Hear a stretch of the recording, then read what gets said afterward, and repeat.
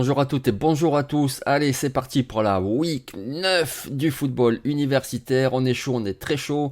Du coup, voilà, je vais vous dérouler mon programme, le match de 18h, celui de 21h30 et celui de la nuit. Allez, c'est parti.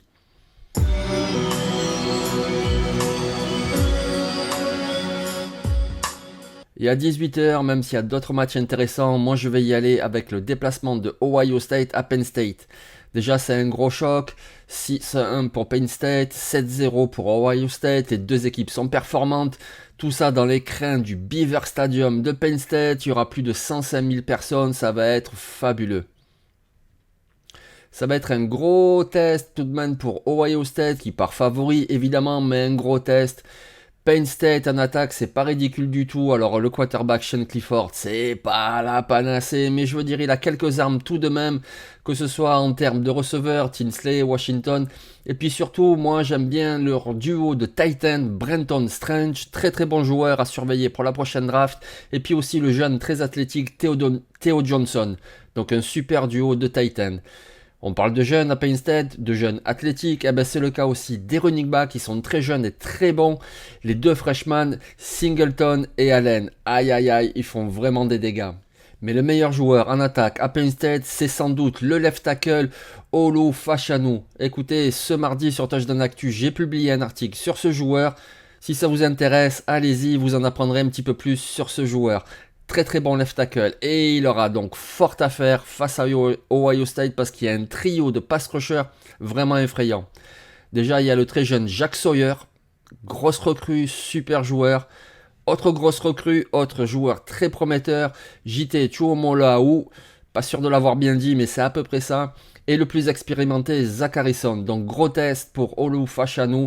Ça va vraiment être un match dans le match. Mais bien sûr, c'est surtout quand Ohio State aura le ballon que Penn State va devoir s'accrocher parce que CJ Stroud fait une saison 2022 extraordinaire. 70% de complétion, 28 touchdowns, seulement 4 interceptions, beaucoup de bombes, des lancers profonds, vraiment un quarterback très prometteur, très performant. Évidemment, tous les scouts NFL sont déjà là, notamment ceux des Panthers. Et alors que le receveur Jason Smith-Njigba déçoit un petit peu, alors il a été blessé, il revient, mais c'est vrai que bon, on attendait qu'il explose totalement cette année, c'est pas le cas. Mais il est tout de même là, mais il y a surtout encore plein d'autres joueurs, Marvin Harrison Jr., fantastique, Emeka Egbuka,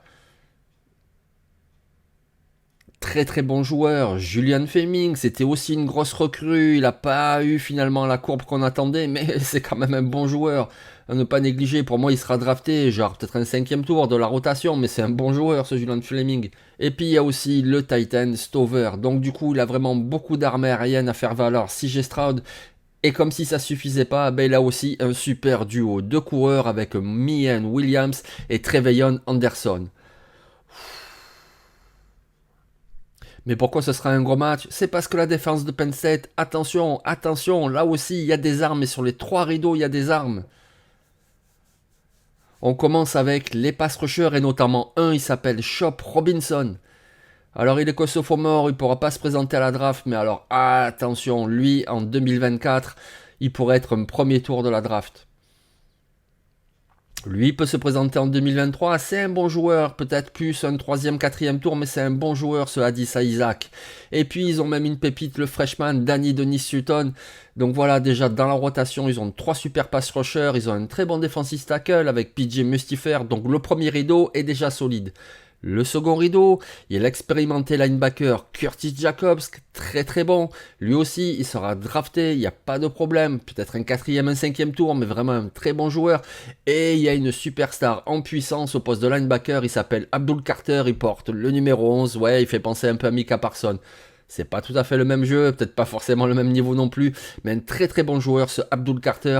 Il est seulement freshman et déjà on voit presque que lui.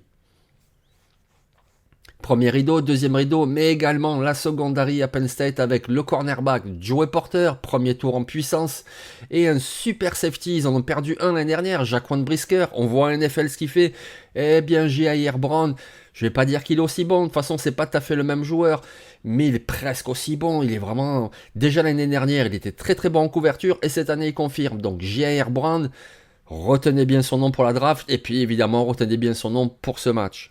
Donc du coup, ça devrait nous faire une belle opposition, dans un super stade, une très bonne ambiance. Moi vraiment, j'ai envie de voir ce match-là. À 21h30, qu'est-ce que je vais faire? Je vais faire ça.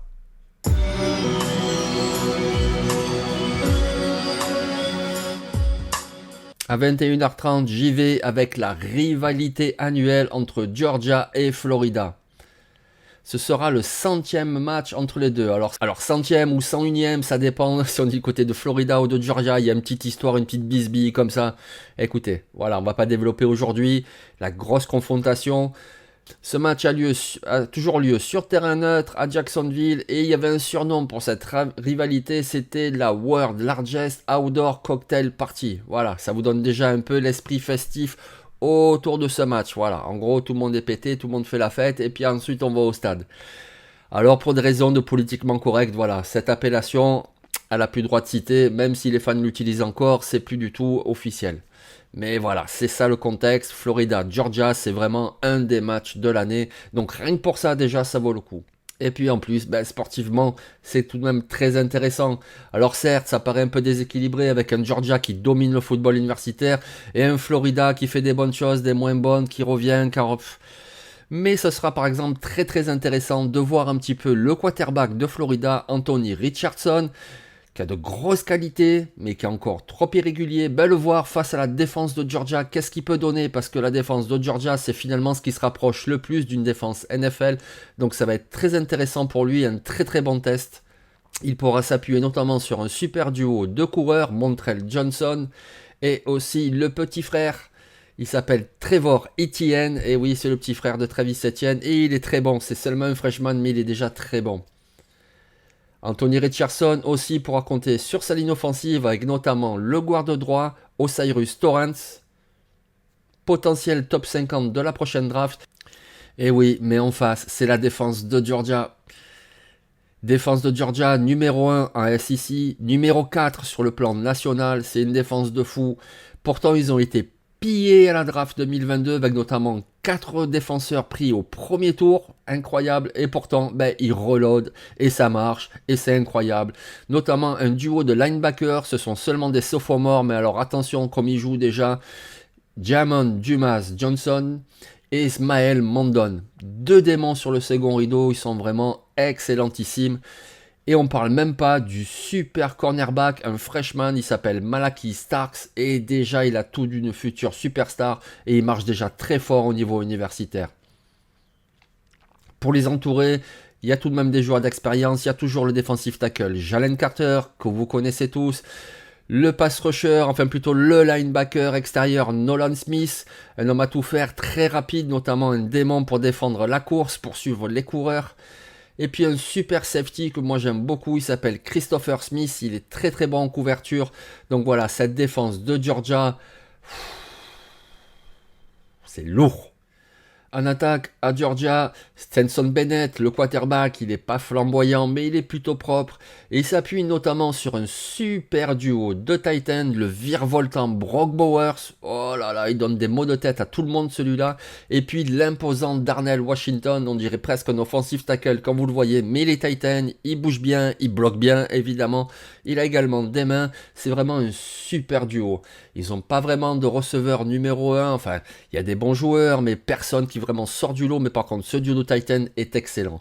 Et évidemment, comme toujours à Georgia, c'est un peu la tradition, il s'appuie sur un trio de coureurs très efficaces. Kenny McIntosh, Kendall Milton, et puis un troisième, attendez, c'est... Oui, Dejon Edwards, voilà. Super trio, très efficace. Mais Georgia, attention, il y a des joueurs sur les 3 rideaux à surveiller, vraiment des joueurs très intéressants. On commence sur le premier rideau avec le super defensive tackle, Gervon Dexter, un très très bon joueur. Moi je l'ai surnommé Kung Fu Panda dans un article, voilà, c'est un super joueur, j'aime beaucoup. Il y a aussi l'edge rusher Brenton Cox, excellent, lui aussi sera drafté, plus bas que Gervon Dexter à mon avis, mais c'est un bon joueur qu'on retrouvera en NFL l'année prochaine. Et également sur l'imposant Desmond Watson, 1m96, 180 kg. Second rideau, 2 très bons linebackers, vous avez Ventrell Miller et vous avez Amari Burney, ça fait vraiment des dégâts. Et puis un autre duo sur la secondary, c'est un duo de safety, Tredin et Rashad Torrance, il y a vraiment beaucoup d'armes dans la défense de Florida. Alors il y a beaucoup d'armes, des individualité évidemment, mais au niveau collectif, pour l'instant, écoutez, c'est vraiment trop irrégulier. Ils sont par exemple, en regardant encaisser, la 12e défense sur 14 en SEC. Donc, ça risque d'être un poil déséquilibré, mais écoutez, c'est Georgia, Florida, ça vaut vraiment le détour. On peut donc passer maintenant à mon match de la nuit.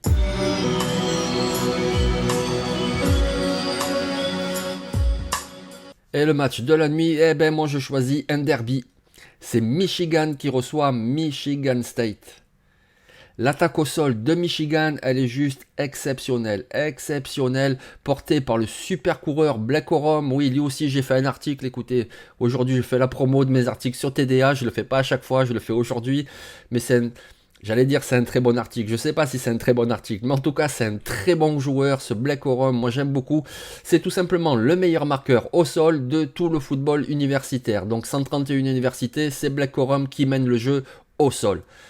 Et même s'il a beaucoup de qualité, il est également aidé par une très très bonne ligne offensive avec notamment le centre Oluwatimi et le super garde droit Zach Zinter. C'est lui là, très très bon joueur. Moi j'aime beaucoup, depuis l'année dernière déjà, j'avais repéré ce joueur et cette année il confirme. Alors le quarterback, le jeune et talentueux JJ McCarthy peut aussi s'appuyer dans les airs avec notamment le receveur Ronnie Bell, avec notamment le Titan, Schoonmaker, il a un putain de nom celui-là, c'est un bon joueur.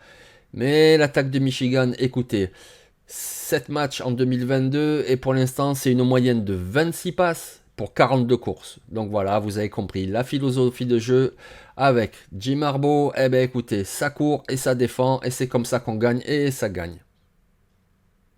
Pour contrer cette attaque, la défense de Michigan State, il y a tout de même quelques petites armes, des joueurs à surveiller. On parle par exemple des linebackers Cal Alade, plus au milieu, et un autre linebacker un peu plus à l'extérieur, plus pour mettre la pression, c'est Jacoby Woodman, qui par exemple a déjà signé 10 plaquages pour perte en seulement 7 matchs.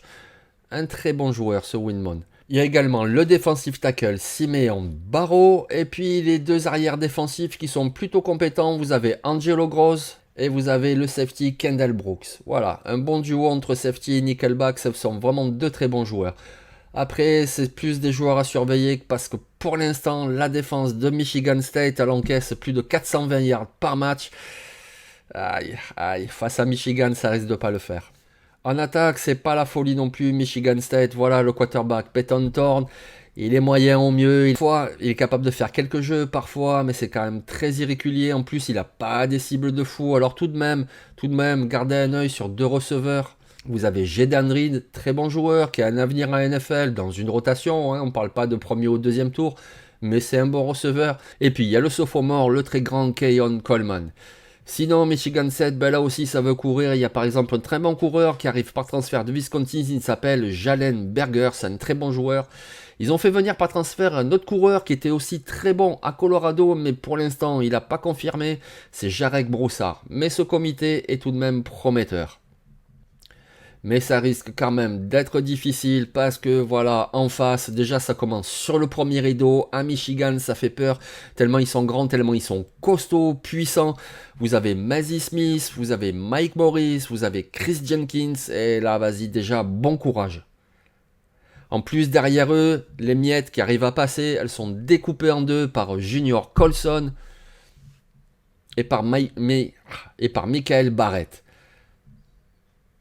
En plus de ça, dans la secondary, il y a deux bons joueurs également. Vous avez le cornerback DJ Turner et un autre cornerback Mike Henry Steele. Deux joueurs qui assurent vraiment la défense aérienne. C'est la DCA de Michigan. Et ben voilà, vous l'aurez compris avec tout ce que je vous ai dit. A priori, Michigan devrait s'imposer. Mais écoutez, c'est un derby, c'est dans la Big House. Et moi, c'est l'affiche que je vais regarder pour commencer à rentrer dans ma nuit. Et puis on verra. Si à la mi-temps, il y a déjà 38 à 3, ben voilà, j'irai me coucher. J'irai me coucher ou je changerai de match. À la même heure, commence à 1h30, vous avez par exemple un match intéressant, le déplacement d'Ole Miss qui va à Texas A&M. Alors Texas A&M, hein, cette année, c'est vraiment pas terrible, mais Ole Miss, c'est plutôt bon, et puis il y a des joueurs intéressants. De toute façon, vous avez également le déplacement de Kentucky à Tennessee. Tennessee, c'est toujours très agréable à avoir joué. Kentucky a également quelques joueurs à repérer, donc pourquoi pas. Moi, je choisis le derby, mais peut-être que vous ferez le choix de ces matchs-là. Ça serait des bons choix.